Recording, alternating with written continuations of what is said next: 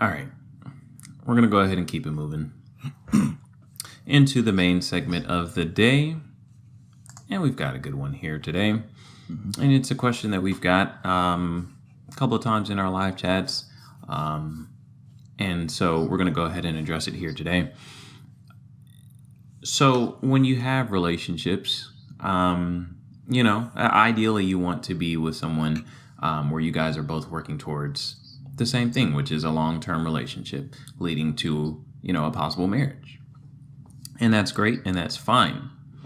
The problem is sometimes we get into relationships and we start doing things that should be reserved for marriage. There's a lot of things, and people always talk about, just sex as far as one of those things that should be reserved for marriage. And this is true, but it's not the only thing. There are other things that a lot of people do over the course of, the dating phase that really should just be reserved for marriage. And what ends up happening is, you end up with, soul ties. You end up with, being connected to that person in a way where it's really hard to get over them and it's really hard to move on if that's not the one for you.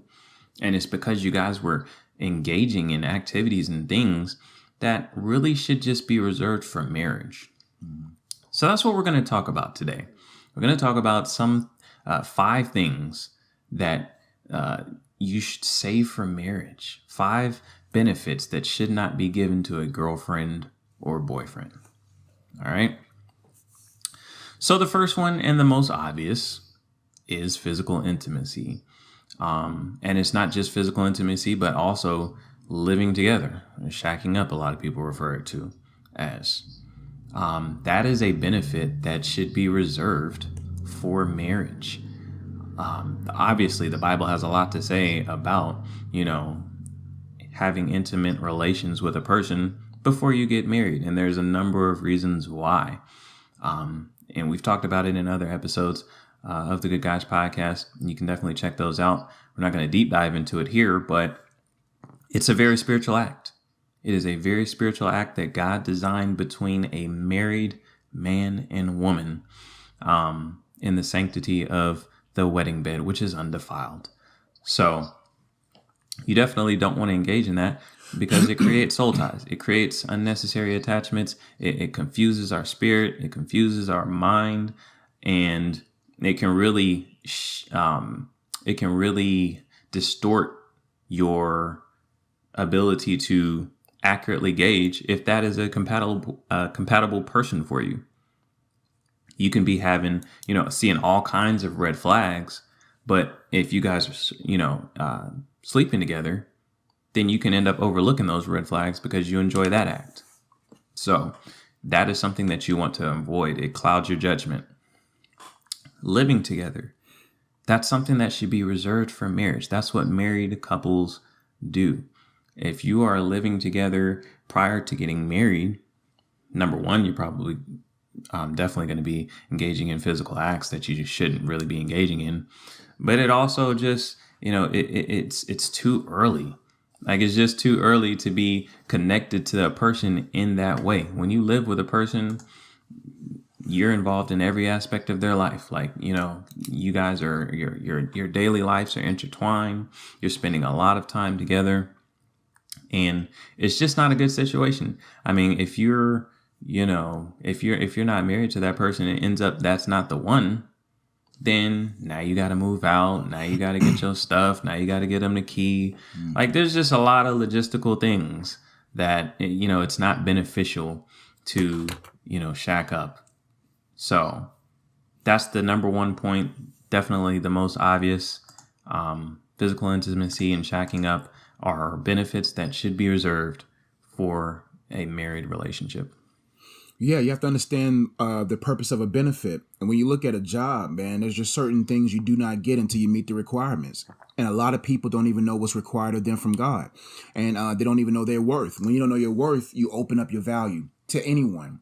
And what oftentimes happens to so many people is that because they don't understand their worth, they have low requirements. And all of a sudden they don't understand the safety and the safe place that marriage offers for these benefits to thrive.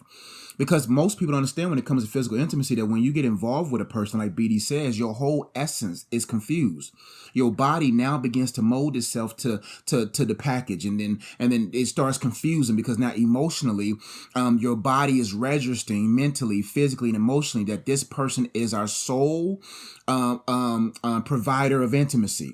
And many of us, we got a lot of people that's in us, and we're registering. The body's confused because now you're like, man, who is who? Is this husband or what? And then your judgment is clouded, and now you're not able to perceive, like BD said. And that's why you got to make sure that you understand who invented sex, who invented it, who created it, and why he created it, and what's the purpose of it, so that you can have high requirements. Because if a man or a woman is not committed to God, they won't be committed to you. If they don't honor God, they would not honor you. And it's crazy how many people give access to their bodies, but won't give that person access to their money, won't give that person access to their mind, won't give that person access to their kids, but you're giving them access to your body. It's cart before the horse. And it all roots itself down to low self-esteem. And when people play house, man, I don't think they quite understand how idiotic that looks. Now, just because it's beneficial doesn't mean it's permissible. Just because it's permissible doesn't mean it's beneficial, the Word of God says. Just because the logic says, well, we save money if we live together. Or I want to know how she is before we get together. That all of those decisions are based upon you not trusting God. When you don't trust God, like I had a question the other day, and I think the young lady asked it on our Good Guys channel, and she asked the question, should I worry about my man's package before I marry him? And you know what I told her on live? And for those who's watching right now, I said, don't you know that God already got that in consideration? That God knows if he formed you in your mother's womb, don't you think that he formed other parts of the one that he has for you to be able to match and mesh?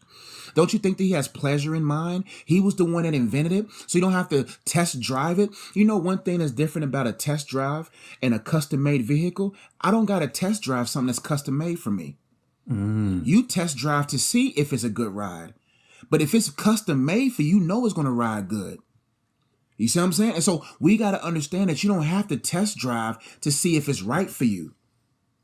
What you got to do is trust God, that God is good, that God invented it, that God created it, and he made it pleasurable. He created all the pleasure points. He knows it all. And he said it is the safest place for physical intimacy. The safest place for those things is in a marriage where both the man and the woman are submitted to God. No other place is that safe. And so when you give those benefits prematurely, that person don't have no requirements to meet. Why marry you if we're living together? There you go. Logically, think about that. Why should I marry you if I'm staying with you? And any woman that lets a man move in, anytime you have a man come in and y'all roommates and he's paying half the rent, baby girl, you ain't even playing marriage right. you ain't even doing it right if you're gonna do it. Right. So all of this boils down, in my opinion, to a lack of trust in God and not trusting that he has all details mapped out, and that benefit is reserved for married people only, and boyfriends and girlfriends can't handle that, because once your body's open to that, once you feel what you feel, you don't know what deals you should be making, and then you'll sell yourself short, and so many consequences follow. Yeah, there's so many things, like problems that can arise from living together and playing house prematurely, especially, from the women's side. Like Jay, he said, if you let a man live with you and move in, and so he's having physical intimacy with you, he's living with you, he's only paying half the rent. He's getting all the benefits of marriage already. Why would he commit? Sometimes you wonder, why can't I get a man to commit? Like, why hasn't? Well, that's probably why. Look at it from a man's perspective, not a good guy. Matter of fact, I'll say from a boy's perspective. That's right. He's getting, physical intimacy whenever he wants it. He has a place to stay. He's only having to pay half the rent, so his expenses are lowered. And, so he's getting everything that he needs. And if he decides that he doesn't want to continue on with the relationship, he has no ties. No harm, no foul. He moves out and he moves on to the next one. There's no commitment there, and he gets all the benefits without the commitment. And if you give somebody that option, if you give a boy that option. Thank you all so much for watching the Good Guys Podcast here on my YouTube channel. If you haven't already yet, make sure you subscribe to the Good Guys Podcast here.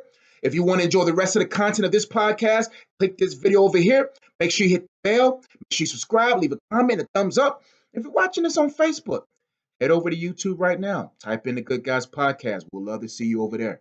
Subscribe, hit the bell, leave a comment, thumbs up. We'll see you over there soon.